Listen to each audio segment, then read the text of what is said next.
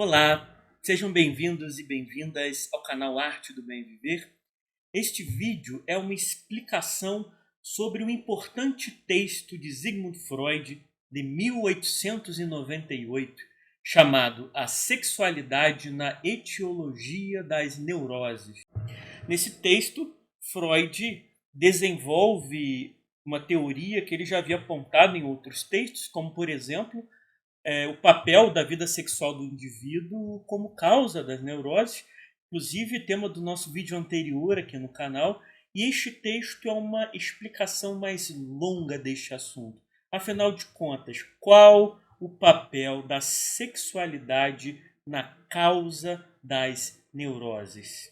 Ele abre o seu texto já dizendo que nos últimos anos investigações cuidadosas o levaram a concluir que os fatores da vida sexual representam a causa imediata e de maior importância prática para todo caso de doença neurótica. Logo depois, ele começa a argumentar contra os detratores desta teoria, que por uma posição, digamos assim, puritana e moralista acreditavam que os médicos não deveriam tratar desses assuntos com seus pacientes, que pois pertenceriam à vida privada deles. Freud então dá uma alfinetada dizendo assim: olha, o médico que não vê em si próprio o tato, a seriedade, a discrição necessários para o exame de neurótico, o médico que, ao escutar revelações sobre a vida sexual do seu paciente, passa a ter pruridos lascivos em vez de interesse científico, esse fará bem em evitar o tema da etiologia das neuroses. Lembrando, gente, que etiologia vem do grego, quer dizer o estudo das causas. Em um ponto do texto, Freud diz, olha, gente, em 1898, que todos nós temos interesse em que também nas coisas sexuais a franqueza se torne obrigação entre as pessoas em grau maior do que até agora se exigiu. Ele vai dizer que a moralidade sexual apenas ganharia com isso. Veja um argumento de Freud. Ele está querendo dizer o seguinte, que ao contrário do que um certo pensamento moralista e conservador defende, de que nós não devemos falar sobre determinados assuntos sexuais, ou melhor, quanto menos falarmos sobre sexo, maior a nossa moralidade sexual, Freud vai dizer que é exatamente o contrário. Quanto mais nos esclarecermos, quanto mais formos francos e abertos em tratar das questões sexuais, ele dirá: a moralidade sexual apenas ganha com isso.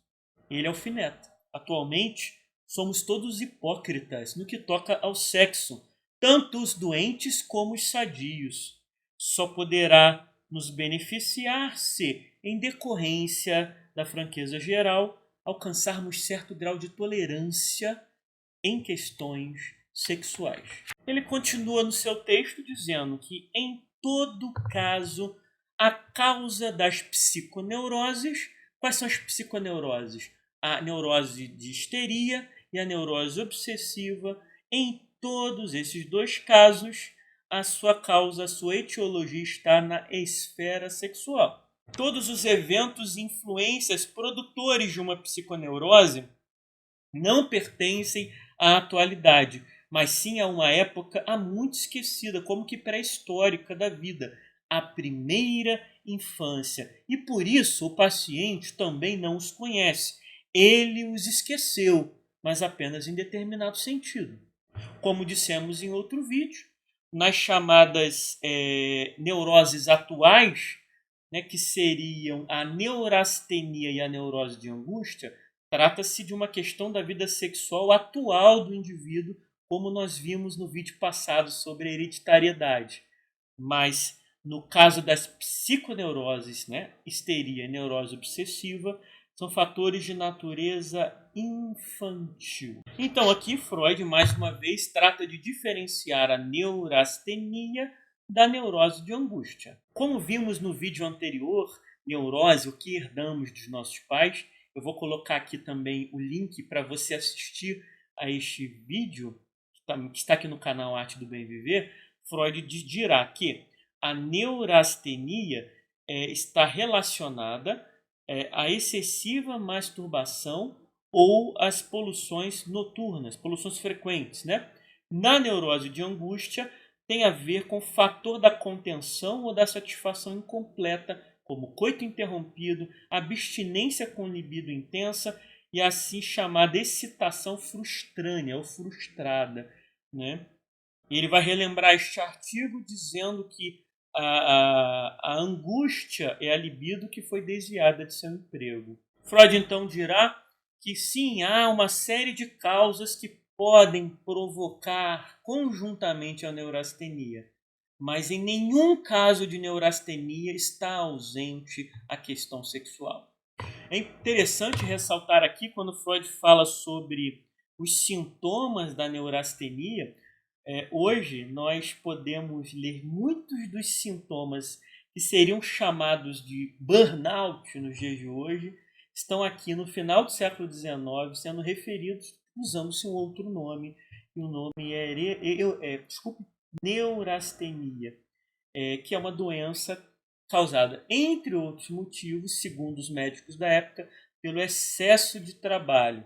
Freud dirá, o excesso de trabalho sozinho não produz a neurastenia, mas quando o excesso de trabalho leva o indivíduo a tentar uma compensação na sua vida sexual, isso é frustrado, aí sim, nós temos um caso de neurastenia. Freud dirá, ninguém fica neurótico apenas pelo trabalho ou pela agitação.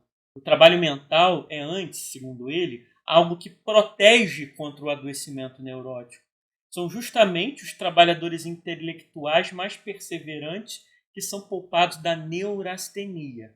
Então ele evoca aqui, para provar a sua tese, né, da origem sexual da neurastenia, mais de 200 casos que ele reuniu. Todos eles havia a questão sexual envolvida.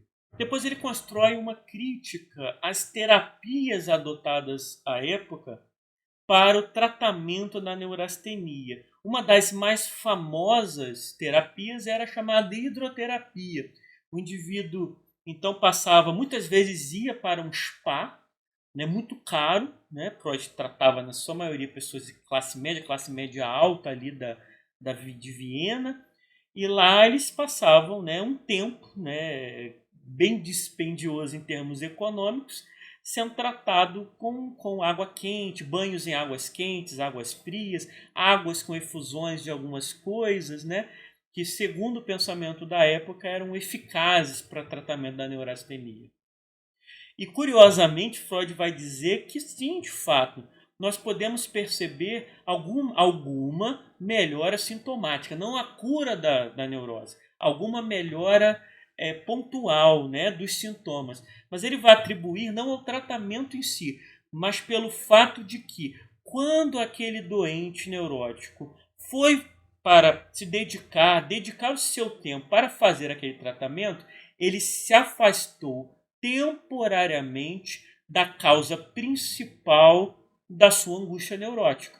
Ele dá um exemplo aqui de uma mulher neurastênica que melhorou no tratamento, num spa hidroterápico, mas na verdade ela melhorou porque ela passou um tempo afastada do seu marido, era impotente. Mas o tempo inteiro a procurava para ter relações sexuais, só que as relações sexuais não se consumavam, não se concretizavam. Então isso produziu nela um sintoma, um conjunto de sintomas chamados de neurastenia. Quando ela foi lá para o spa, ela ficou longe do marido e melhorou dos sintomas. Quando ela volta para casa, ela volta a ter os sintomas neurastênicos. Freud volta então a falar sobre a masturbação como causa da neurastenia. Eu não vou repetir aqui aquilo que nós já falamos no vídeo passado, mas ele, né, só para nós resumirmos, né, a condenação de Freud em relação à masturbação, que é um reflexo, Freud simplesmente reflete o pensamento médico da época, mas não diz respeito a nenhuma questão de moralidade. Freud entende que a masturbação em adultos, ele está falando de adultos, que a psicanálise só tratava adultos nessa época, ele dizia que a masturbação em adultos ela tem como finalidade única atrapalhar e impedir o indivíduo de ter um intercurso sexual que é considerado por Freud como normal. que é aquele que envolve penetração e gozo. Então ele está dizendo não somente evitar a masturbação, mas o tratamento médico, a terapia que o indivíduo deve adotar, envolve levar o paciente a abandonar todas as formas nocivas de intercurso sexual e adotar relações sexuais normais. Depois ele fala um pouco sobre o problema do malthusianismo, né? E as medidas contraceptivas da época. Gente, sabemos que no século XIX os preservativos, como as camisinhas, eram absolutamente precários, né? Quando você pode fazer uma pesquisa aí sobre como eram feitas as camisinhas da época. Muitas vezes não havia ainda, né, o uso disseminado do látex, da borracha. Então as camisinhas eram feitas de pele, de bucho de animais. Então era uma coisa assim, absolutamente, que impedia de fato o prazer, né? E as medidas contraceptivas eram absolutamente precárias. Não havia, por exemplo, anticoncepcionais. Faltavam muitas décadas ainda para os primeiros anticoncepcionais passarem a ser usados em larga escala. Principalmente para a mulher, né, qualquer intercurso sexual colocava a sua vida e o seu futuro em gravíssimo risco. Muitas mulheres morriam no parto, era ainda, né, o nascimento, o nascimento de um ser ainda era cercado de muitos riscos, ainda é hoje. Se hoje já é um risco, imagina no final do século XIX. Risco de infecções, né, e em vários outros riscos envolvidos, né, que poderiam transformar aquele momento em um momento de perda, né, de tragédia familiar. E aí quando o casal pensava, né, em limitar a sua procriação, isso se tornava uma grande questão. Então, cada vez que um casal ia se relacionar sexualmente, esta questão era posta no ar, né? A questão de ter ou não ter um filho. E isso para Freud, né, essa angústia produzida pelo medo de ter filhos e por tudo que implicava a impossibilidade de evitar ter um filho após uma relação sexual, foi então e se tornou então a causa de muitas neuroses, tanto para homens quanto para mulheres. E aí tem uma frase extraordinária que o Freud diz aqui, né? Se alguém pergunta, então, para a psicanálise, para Freud, o que é prejudicial? Ele diz assim, prejudicial é tudo aquilo que impede a satisfação. Então ele coloca aqui, ele dá um enorme valor à satisfação do desejo sexual. E ele dirá, aquilo que impede essa satisfação do desejo sexual na vida de um casal, isto é prejudicial aos indivíduos. Ele vai dizer, olha, nós podemos então com justiça responsabilizar também a nossa civilização pela difusão da neurastenia. Ele está dizendo que a neurastenia é uma doença do nosso tempo. Aqui a psicanálise, né, ela se encontra com uma psicologia social. Dirá ele, seria necessário mudar muita coisa. Também nisso haveria trabalho para os próximos 100 anos, em que nossa civilização terá de aprender a lidar com as exigências da nossa sexualidade. Então Freud volta a falar sobre as psiconeuroses, né? A histeria e a neurose obsessiva, e o quanto isto se relaciona à vida sexual do indivíduo em sua infância. Ele já então adianta aqui uma das teses fundamentais da psicanálise. Ele dirá, é um erro não considerar a vida sexual das crianças. Pelo que pude ver, elas são capazes de todas as funções sexuais na esfera psíquica e de muitas no âmbito somático. Assim como os genitais externos e as gônadas não constituem todo o aparelho sexual humano, também sua vida sexual não tem início apenas com a puberdade, como pode aparecer a uma observação ligeira. É certo, porém, que a organização e o desenvolvimento da espécie humana buscam evitar uma maior atividade sexual durante a infância.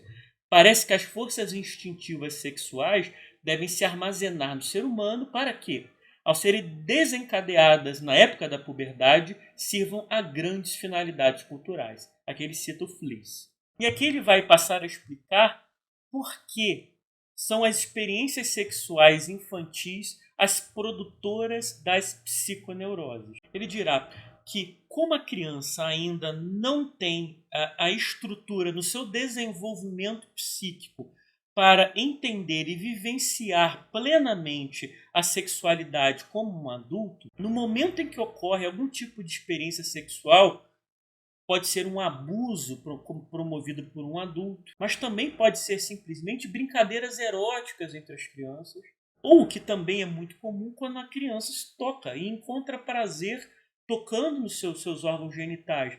Tem uma fase da vida da criança, tanto dos meninos quanto das meninas, que eles ficam tanto quanto obcecados, nos seus órgãos sexuais e ficam ali mostrando, a fase exibicionista, né? Eles ficam mostrando para os outros, né? Ficam botando para fora no meio da rua e os seus pais desesperados, mandando eles guardarem aquilo dali, brigando com eles, porque eles não fazem ideia, né, da importância, eles não fazem ideia da gravidade, digamos assim, para o mundo cultural adulto desse tipo de ato. A criança, evidentemente, faz aquilo na mais absoluta inocência. Inocência não no sentido moral, mas inocência no sentido de ausência de conhecimento mesmo. Então vamos dar um exemplo aqui, que é o exemplo clássico, né, do abuso sexual em que um adulto comete esta violência contra uma criança. Né? Não havendo nenhuma situação de humilhação, de dor, aquela criança não vai compreender aquilo que está acontecendo. Né? A criança não sabe que aquilo é um abuso. A criança não sabe que há um interdito. A criança não sabe que ela está sofrendo uma violência.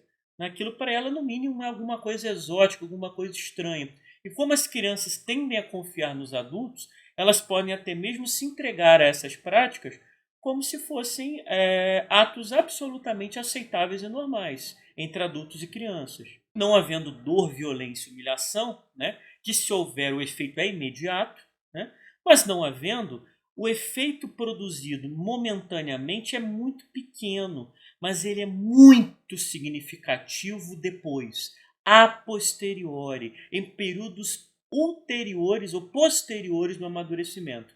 É como se aquilo dali produzisse uma marca na vida da criança, uma marca inconsciente na vida da criança, e quando ela chega à puberdade e há então desabrochamento, desenvolvimento da sua sexualidade de forma plena, é como se aquilo dali voltasse, né? E quando aquilo volta, aquilo produz os efeitos dramáticos de um trauma, né? De um abuso sexual infantil. Ou seja, naquele momento a pessoa percebe e sente que foi abusada. E aí temos então uma formação de uma psicopatologia, ou uma neurose histérica ou uma neurose obsessiva, segundo Freud. Depois Freud passa a falar então, né, do tipo de terapia que ele criou, né, que ele inventou, digamos assim, dando crédito à grande contribuição de Breuer, né, um procedimento terapêutico que ele chama de psicanalítico, né, e que é uma perspectiva de uma verdadeira cura das histerias e das obsessões. Mas naquela época, ele dirá, esta terapia ela não é aplicável a todos os casos. Há algumas limitações desta terapia. Vale ressaltar que todas estas limitações colocadas aqui, elas foram removidas pelos psicanalistas posteriores, alguns inclusive muito próximos a Freud, como Ferenczi e Anna Freud. Né? No tratamento de psicóticos, Jung também foi muito importante no tratamento de psicóticos, e a Anna Freud, a filha caçula de Freud, no tratamento de crianças. Freud dirá que as limitações da psicanálise, em 1898, diz o seguinte: primeiro, requer um certo grau de maturidade e compreensão do paciente, não servindo, portanto, para crianças ou para adultos com debilidade mental ou incultos. Também fracassa com pessoas muito idosas, pois devido ao material acumulado, levaria tanto tempo que no final do tratamento elas estariam no estágio da vida em que já não se atribui maior valor à saúde nervosa. Freud está sendo bastante preconceituoso aqui, bastante restritivo em relação aos idosos. Né? Hoje há grandes trabalhos e muita eficácia na psicanálise com pessoas idosas. Continuando. Por fim, ela só é possível quando o paciente tem um estado psíquico normal, desde o qual se possa dominar o material patológico. Então, ele está excluindo aqui a psicose. Ele dirá que nos casos crônicos, né, em casos de psicose, crises agudas, né, é mais importante a rapidez na resolução. Por isso, as fobias histéricas, várias formas de neurose obsessiva, são mais propício campo de trabalho para essa nova terapia, a psicanálise. Então, ele dirá que o material dele constitui justamente de neuróticos crônicos das camadas mais instruídas. Né? Freud é muito honesto em dizer aqui, né, de onde, qual a origem, qual a classe social de que provém os seus pacientes. Mas ele se abre e diz: considero bastante possível que sejam desenvolvidos procedimentos complementares para crianças e para o público que busca assistência em hospitais. Podemos concluir a explicação desse texto com o último parágrafo do trabalho de Freud. Ele diz assim: o tratamento psicoterapêutico radical sempre vai requerer um treino especial e será incompatível com o exercício de outra atividade médica. Em compensação, esta classe de médicos, provavelmente numerosa no futuro, terá a oportunidade de fazer coisas louváveis e de obter uma satisfatória compreensão da vida psíquica humana. Obrigado por você que esteve até o final desse vídeo. Se você gostou desse vídeo, não deixe de recomendá-lo, siga o canal e deixe o seu like. Também tem aqui, tanto na descrição do vídeo quanto do canal do YouTube, o meu Instagram, que é @ViniciusEsperancaLopes, e também o meu contato para agendamento de sessões e supervisão. Forte abraço, saudações de Caronte.